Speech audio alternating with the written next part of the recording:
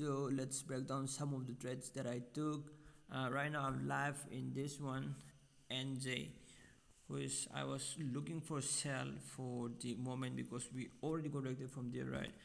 But the thing is that we also get rejected from this point where it has a lots of momentum in it, right? Impulse, correction, impulse. So as we can see in the 1 hour time frame, we can see this is the main value point right up there. We have a miss gap, fill up the gap, and also the good thing about it is that the last leg was impulse, correction, impulse, complete structure, right? So that's why I just took this trade right there, right after this close, and I cropped through this stuff a bit. I think it might be a loss, or I think it might be a loss, I guess, yeah. So again, the next one that I took was USD Cats. This was the first trade I took today. That was like 4%, yeah. So as we can see in the daily time frame, the price has come down from there, right? So we're looking for sell. So just before that, if you guys don't have the Falcon contents, then I have all the things that you need: the Falcon mechanics, the 4 hour, all of those things. And the most important one is the hybrid trading, which is the latest one, right? So if you guys don't have it, just message me here, right?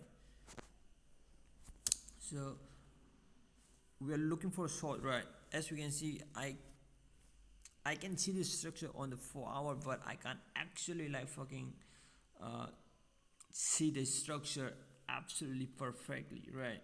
So let's look to the 1 hour time. As we can see, there is a gap where it has lots of volume in it, right?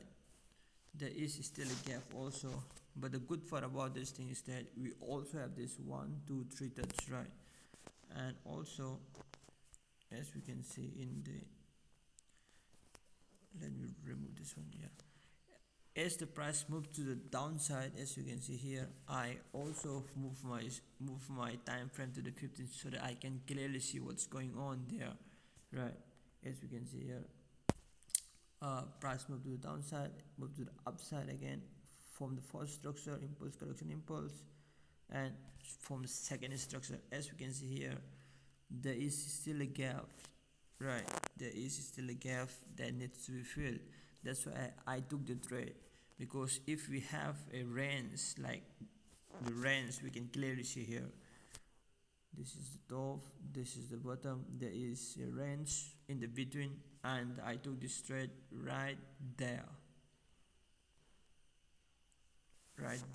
but on the 1 hour time frame, which has more weight in it, right? So I took it right there, growth my stuff a bit, and got taken out for around like 4%. I was a bit aggressive with the management. I have to, because like there is still a gap at the end of the day, right? So let's see on the last one, which is a missed trade from my side. As we can see, we got rejected from there. That's why we're looking for a sell, not for buys. As we can see here in the 1 hour time frame, this was also a miss, and I was about to take this trade, but